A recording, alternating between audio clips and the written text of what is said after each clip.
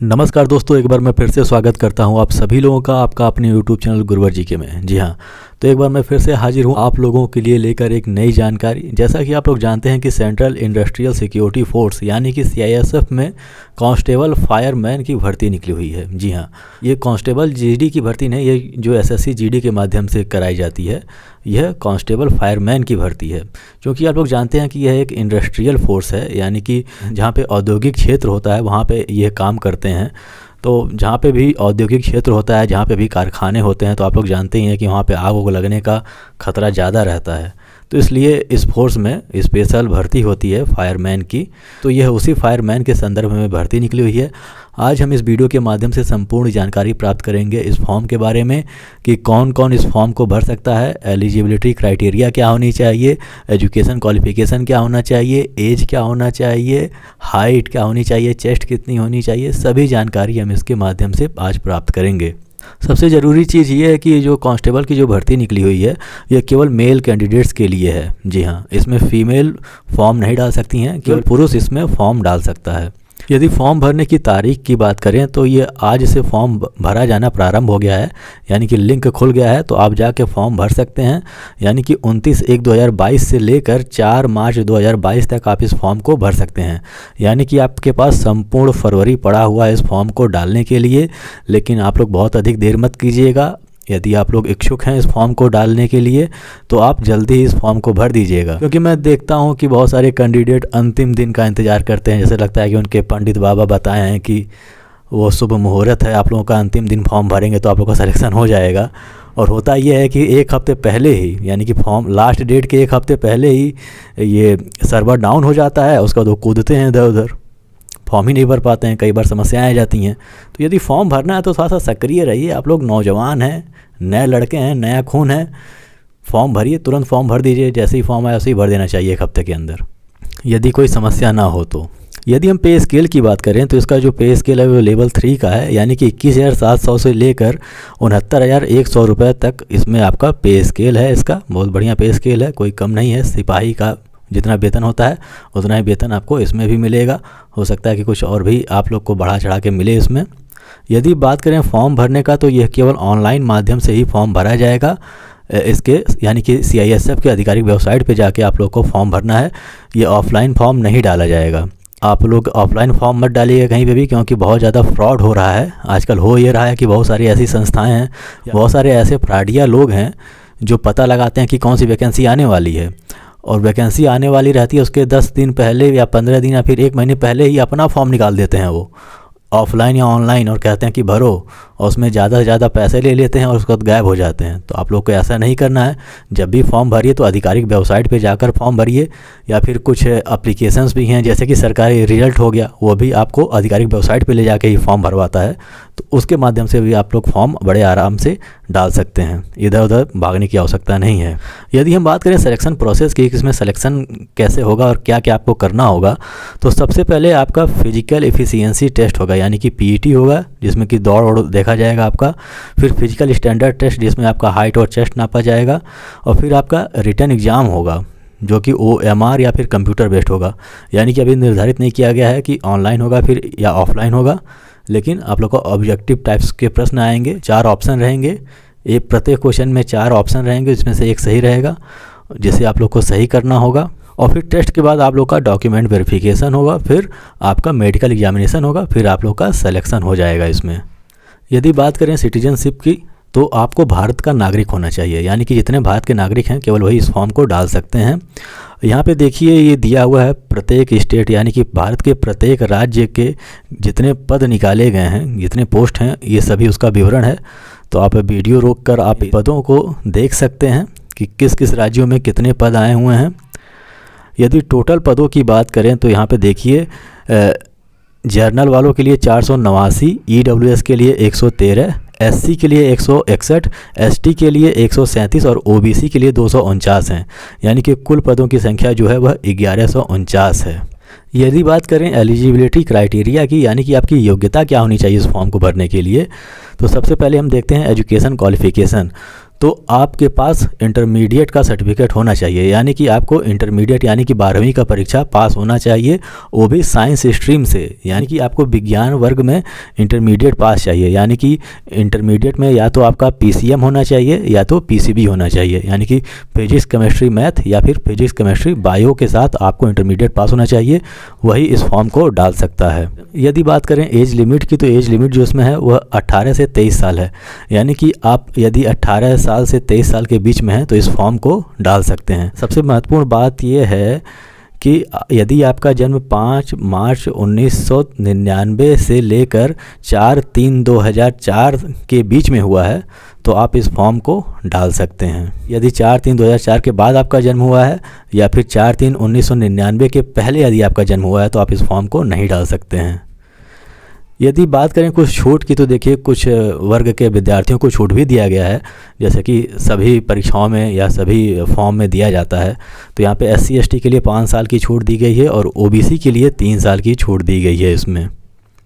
चलिए हम बात कर लेते हैं फिजिकल स्टैंडर्ड की। तो इसमें जो आपकी हाइट होनी चाहिए यानी कि लंबाई होनी चाहिए 170 सेंटीमीटर होनी चाहिए, और आपकी जो चेस्ट का जो माप होना चाहिए वह सामान्य अवस्था में 80 सेंटीमीटर का होना चाहिए और फुलाव के बाद 85 सेंटीमीटर का होना चाहिए। 5 सेंटीमीटर का आपका फुलाव होना चाहिए चेस्ट का, और नॉर्मल चेस्ट आपका 80 सेंटीमीटर का होना चाहिए। इसमें भी कुछ लोगों को छूट दिया गया है, जैसे कि यदि आप किसी पहाड़ी क्षेत्र से संबंध रखते हैं, जैसे हिमाचल प्रदेश के हो गए या फिर कुमायूं के हो गए या फिर गढ़वाल के हो गए, तो ऐसे लोगों को इसमें हाइट में छूट दी गई है। तो उनकी जो हाइट होनी चाहिए वो 165 सेंटीमीटर होनी चाहिए। देखिए इन लोगों को चेस्ट में भी छूट दी गई है, तो उनकी जो चेस्ट होनी चाहिए वो 78 सेंटीमीटर होनी चाहिए न्यूनतम, और फुलाव के बाद 83 सेंटीमीटर या उससे अधिक होना चाहिए, यानी कि 5 सेंटीमीटर का फुलाव इन्हें भी चाहिए। वहीं यदि हम ST कैंडिडेट की बात करें, यानी कि जो शेड्यूल ट्राइब्स होते हैं यानी कि अनुसूचित जनजाति वाले, तो ऐसे लोगों की जो हाइट मांगी गई है वो 162.5 सेंटीमीटर होनी चाहिए हाइट उनकी, और जो चेस्ट का माप होना चाहिए वो 77 सेंटीमीटर सामान्य अवस्था में होना चाहिए, और 5 सेंटीमीटर फुलाव के बाद 82 सेंटीमीटर या उससे अधिक का फुलाव उनका होना चाहिए। चलिए अब हम बात कर लेते हैं फ़ीस की, यानी कि एप्लीकेशन फॉर्म का फ़ीस कितना लगेगा। तो देखिए इस फॉर्म को भरने के लिए आपको 100 रुपये पे करना होगा, वो भी जर्नल और OBC कैटेगरी वाले विद्यार्थियों को। यदि वह SC या फिर ST या फिर एक्स सर्विस मैन है तो उन्हें फ़ीस देने की आवश्यकता नहीं है, उनका 0 फीस पे इस फॉर्म को भरा जाना होगा। लेकिन यदि अन्य कैटेगरी से संबंध रखते हैं वो, तो उन्हें 100 रुपये फ़ीस उन्हें देना होगा। चलिए हम जान लेते हैं कि इसका रिक्रूटमेंट प्रोसेस क्या होगा, यानी कि आपकी भर्ती कैसे होगी और किन किन चरणों से आपको गुजरना होगा। आइए हम इसके बारे में जान लेते हैं थोड़ा सा।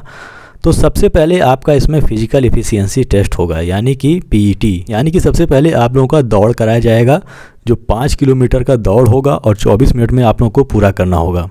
यह क्वालिफाइंग नेचर का होगा, यानी कि इसमें कोई नंबर नहीं दिया जाएगा, इसमें या तो आप पास होंगे या तो फेल होंगे। यदि 24 मिनट में आप 5 किलोमीटर की दौड़ पूरा कर लेते हैं तो आप क्वालिफाई माने जाएंगे, यदि नहीं पूरा कर पाते हैं तो आप डिस्क्वालीफाई हो जाएंगे, यहीं से आप बाहर हो जाएंगे। दौड़ के बाद आपका फिजिकल स्टैंडर्ड टेस्ट होगा, यानी कि PST, जिसमें आपकी हाइट नापी जाएगी, आपका चेस्ट नापा जाएगा, आपके चेस्ट का फुलाव देखा जाएगा, ये सभी चीज़ें इसमें देखी जाएंगी। इसमें कुछ लोगों को छूट भी दिया गया है, तो इसके बारे में मैंने बता ही दिया है। देखिए यहाँ पे एक महत्वपूर्ण बिंदु यहाँ पे दिया हुआ है कि यदि आप फिजिकल स्टैंडर्ड टेस्ट में, यानी कि आपके हाइट नापने या फिर चेस्ट नापने में आप नहीं पास होते हैं, और यदि आपको लगता है कि आपका गलत माप किया गया है, तो आप वहाँ पे एक एप्लीकेशन दे सकते हैं, आप अपील कर सकते हैं उसी दिन जिस दिन आपका यह किया जा रहा है, यानी कि जिस दिन आपकी नपनी हो रही है। जैसे बहुत सारे ऐसे अभ्यर्थी होते हैं जो घर से नपवा के जाते हैं और जिन्हें यह विश्वास होता है कि उनकी हाइट और चेस्ट पूरा आ रहा है, लेकिन वहाँ पे जाने के बाद वो कम हो जाता है। तो ऐसे अभ्यर्थी वहाँ पे अपील कर सकते हैं, फिर आपका उसी दिन ऑफिसर के सामने वह नापा जाएगा। यदि आप उसमें पास होते हैं तो ठीक है, यदि आप वहाँ से फिर से फेल हो जाते हैं तो फिर आप कुछ नहीं कर सकते हैं, फिर वहाँ से आप लोग को निकाल दिया जाएगा। तो वहाँ पे एक बार आप अपील कर सकते हैं यदि आप लोग को लगता है कि आपकी हाइट और चेस्ट कंप्लीट है लेकिन गलत नापा गया है। तो यदि रिटर्न एग्ज़ाम की बात करें तो रिटर्न एग्ज़ाम जो होगा वो OMR बेस्ड या फिर कंप्यूटर बेस्ड टेस्ट होगा, यानी कि या तो कंप्यूटर पे होगा या तो फिर आप लोगों का ऑफलाइन टेस्ट लिया जाएगा, अभी निर्धारित नहीं किया गया है। सबसे महत्वपूर्ण बिंदु ये है कि ये 100 नंबर का आपका पेपर होगा और 100 प्रश्न आएंगे, यानी कि 1 नंबर का 1 प्रश्न आपका होगा। और ये जो प्रश्न पत्र होगा वह आपका 4 भागों में बटा होगा, यानी कि part A, B, C, D में। देखिए पार्ट ए में जनरल इंटेलिजेंस और रीजनिंग से प्रश्न पूछे जाएंगे, यानी कि रीजनिंग के प्रश्न होंगे, इसमें 25 प्रश्न होंगे, 25 नंबर के होंगे। पार्ट बी की बात करें तो इसमें सामान्य अध्ययन से आपके यानी कि जनरल नॉलेज से प्रश्न पूछे जाएंगे, 25 नंबर के होंगे और 25 क्वेश्चन आएंगे। यदि पार्ट सी की बात करें तो इसमें मैथमेटिक्स के यानी कि गणित के सवाल पूछे जाएंगे आपसे, जो 25 नंबर के होंगे और 25 क्वेश्चन इसमें आएंगे। यदि पार्ट डी की बात करें तो पार्ट डी में हिंदी और इंग्लिश दोनों आएगा और दोनों में से कोई आपको एक करना होगा, यानी कि ग्रामर से आप लोग का प्रश्न पूछा जाएगा। जिस लैंग्वेज पे आप लोग की पकड़ अधिक मजबूत है उसमें आप इसे पेपर दे सकते हैं, यानी कि हिंदी या इंग्लिश में से कोई एक कर सकते हैं। ये भी 25 प्रश्न आपको आएंगे और जो समय दिया जाएगा वो 120 मिनट का होगा, ठीक है। यानी कि 120 मिनट में आपको 100 प्रश्न हल करने होंगे, बड़े आसानी से हो जाएगा। आप लोग को बस थोड़ा सा प्रैक्टिस की आवश्यकता है और इसका जो लेवल होगा वो बहुत ज़्यादा कठिन कोई नहीं होगा प्रश्नों का। अमूमन जो एसएससी जीडी में प्रश्न पूछे जाते हैं उसी हिसाब का यह पेपर होगा, उसी लेवल का यह पेपर होगा, तो बहुत ज़्यादा परेशान होने की आवश्यकता नहीं है। और सबसे महत्वपूर्ण बात यह है कि इसमें कोई भी नेगेटिव मार्किंग नहीं है, यानी कि यदि आप कोई प्रश्न गलत करते हैं तो उसके लिए नंबर कोई नहीं काटा जाएगा अतिरिक्त। हाँ, जो प्रश्न आपने गलत किया है उसके लिए आपको कोई नंबर नहीं दिया जाएगा, उसके लिए आपको नंबर 0 दिया जाएगा। फिर आपका फिजिकल टेस्ट हो जाएगा, फिर फिजिकल टेस्ट होने के बाद फिर आपका रिटन एग्ज़ाम हो जाएगा, फिर रिटन एग्ज़ाम के बाद फिर आपका डॉक्यूमेंट वेरिफिकेशन और मेडिकल एग्जामिनेशन होगा। डॉक्यूमेंट वेरिफिकेशन में आपने जो जो डॉक्यूमेंट दिया है फॉर्म भरने के समय वो सभी ओरिजिनल वहाँ पे जांचा जाएगा आपका, और फिर जब आप उसमें पास हो जाएंगे तो फिर आपका मेडिकल एग्जामिनेशन किया जाएगा। फिर मेडिकल एग्जामिनेशन होने के बाद आपका चयन एज ए कांस्टेबल यानी कि फायरमैन के रूप में आपका कर दिया जाएगा। फिर आप लोग आनंद लीजिएगा वहाँ पे अपना काम करिएगा, आग लगे तो आग बुझाइएगा, फिर खुश रहिएगा जीवन में। तो यही जानकारी आप लोग को देनी थी। आशा करता हूँ ये जानकारी आप लोग को पसंद आई होगी। यदि कोई जानकारी आप लोग को समझ में नहीं आई हो तो कमेंट के माध्यम से आप हमसे प्रश्न पूछ सकते हैं। यदि उस प्रश्न के संदर्भ में जानकारी मुझे हुई तो उसकी जानकारी अवश्य आप लोग को दी जाएगी। आशा करता हूँ आज की वीडियो आप लोग को पसंद आई होगी। यदि पसंद आई हो तो इसे लाइक कर दीजिए, हमारे चैनल को सब्सक्राइब कर दीजिए और बेल आइकन भी प्रेस कर दीजिए ताकि जब हम नई वीडियो डालें तो उसकी जानकारी आपको हो सके। तो हमारे साथ बने रहने के लिए बहुत बहुत धन्यवाद। मिलते हैं अपने अगले वीडियो में। हंसते रहिए, खुश रहिए।